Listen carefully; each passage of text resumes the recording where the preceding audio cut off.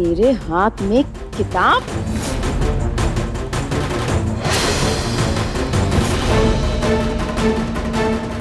किसने भेजा तुझे यहाँ? बता। उस अनिरुद्ध रॉय चौधरी ने ना? ठाकू माँ की पिटाई से अच्छे अच्छे बोलने लगते हैं।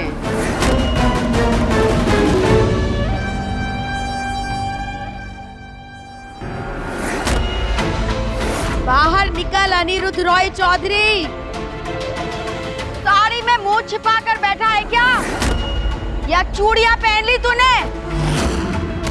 जमींदार की औलाद है तो बाहर निकल।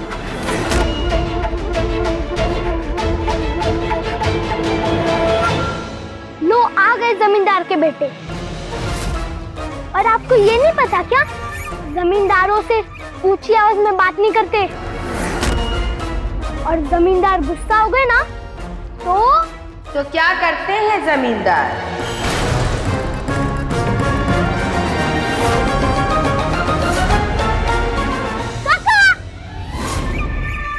ठाकुर माँ के घर जाना है और बॉन्दिता पे नजर रखनी है। पता लगाना है कि क्या कोई ठाकुर माँ से छुपके उसे मिलने आता है कि नहीं। इस काम के लिए मैं तुझे बहुत बड़ा इनाम दूंगी। पर तू बॉन्दिता को पहचानेगा कैसे? कागज, किताबें, कलम, जहाँ ये सब होगा ना, उसी के आसपास बॉन्दिता मिलेगी। जा। मैंने इसे भेजा था कि कोई खबर लेकर आएगा कि कैसे अनिरुद्ध बॉन्दिता से मिल रहा है, और अगर पकड़ा भी जाता तो भी ये मेरा नाम नहीं ले पाता, क्योंकि ये तो बोल ही नहीं सकता। पर मुझसे पहले ठाकुपा ने इसे पकड़ लिया। ये मेरी तरफ इशारा ना कर दे, मुझे यही चुप कर रहना होगा। अगर मैं सामने चली गई उनकी तो मेरा पूरा खेल गंडगोल हो जाएगा।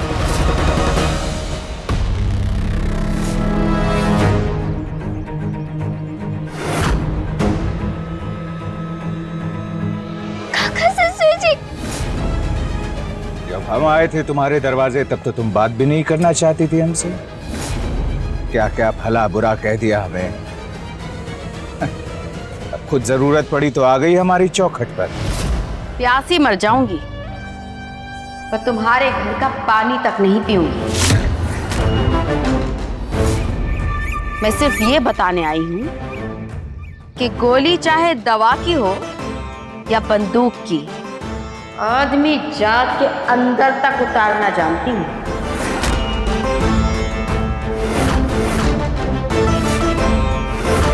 और आज यही साबित करने यहाँ आई हूँ। बुलाओ अपने भतीजे को। क्यों?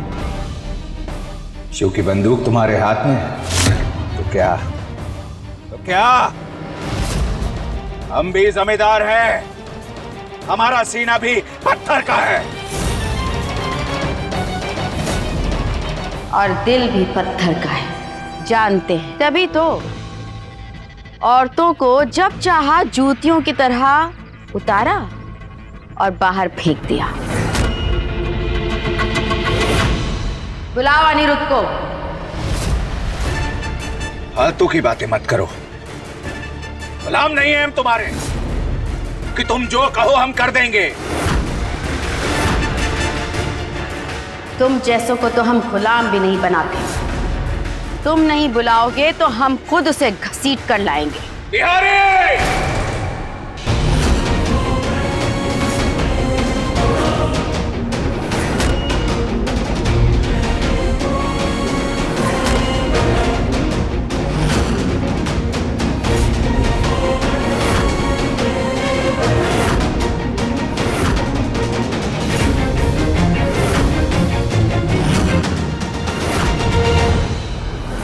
रोकना पड़ेगा इनके पागलपन को, वरना काका और ठाकुमा पता नहीं क्या कर बैठे। ममता,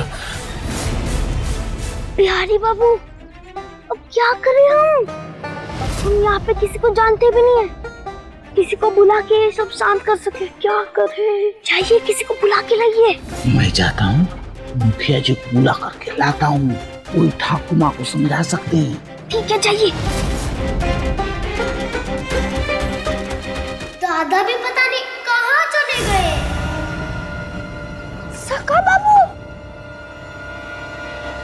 जिद छोड़ दो कालिंदी। कालिंदी जी, जमींदारों को भूलने की बड़ी आदत है।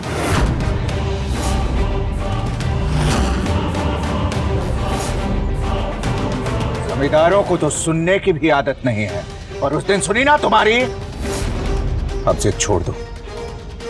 ये मत भूलो कि हमारा घर है, यहाँ जिद भी हमारी चलेगी। कमजोर मत समझना मुझे। आज बात हमारे घर की लाज की है, और हमारे घर के चिराग की भी।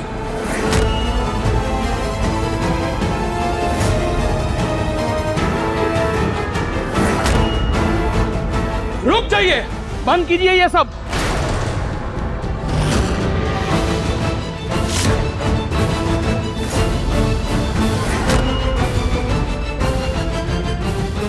अरे पागल हो गए हैं क्या आप दोनों? कैसा खून सवार है आप दोनों पर?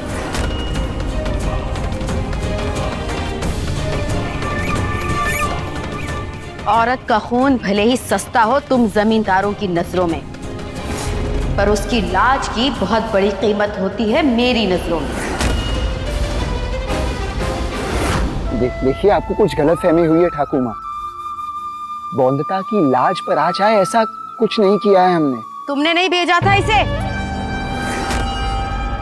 इस आदमी को किताबें लेकर।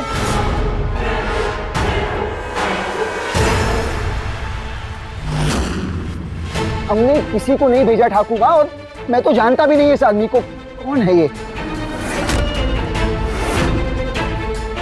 किसी ने भेजा था ना तुझे मेरे घर?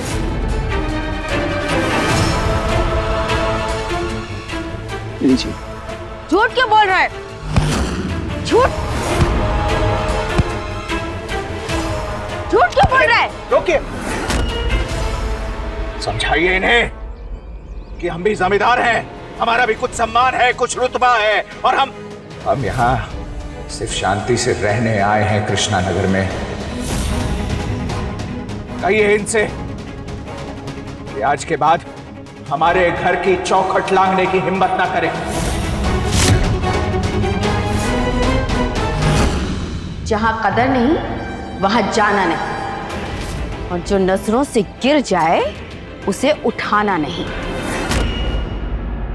ये मंत्र है ठाकुर मां का। कह दीजिए अपने भतीजे से कि एक कदम भी ना रखे मेरे घर में। अनिरुद्ध, ठीक है कालिंदी जी, आज के बाद आप रॉय चौधरी जी के घर नहीं आएंगे। और अनिरुद्ध जी, आप भी कालिंदी जी के घर नहीं जाएंगे, वरना पंचायत कार्रवाई करेगी।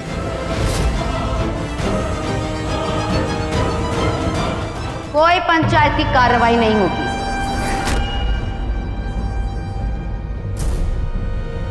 सीधा दंड मिलेगा।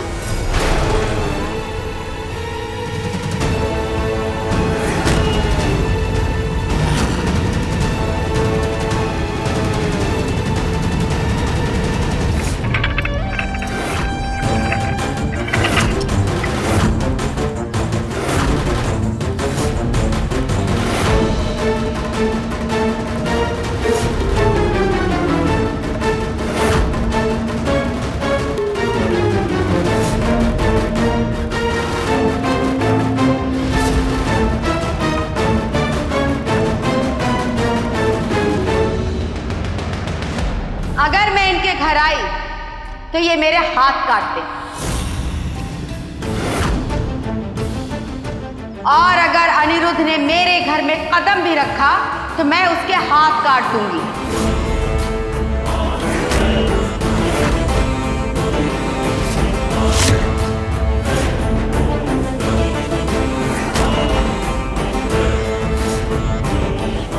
वही के वही न्याय होगा।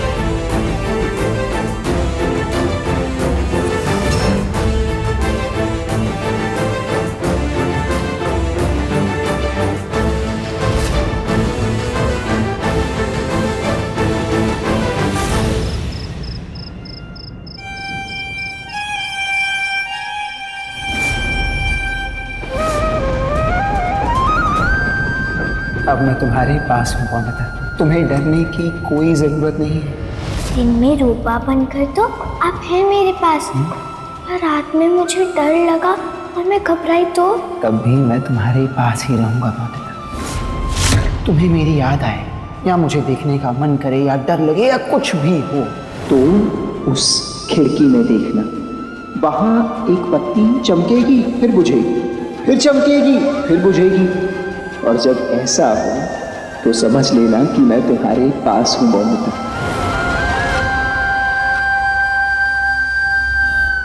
आज के हुए तमाशे के बाद बौंदता घबरा रही होगी।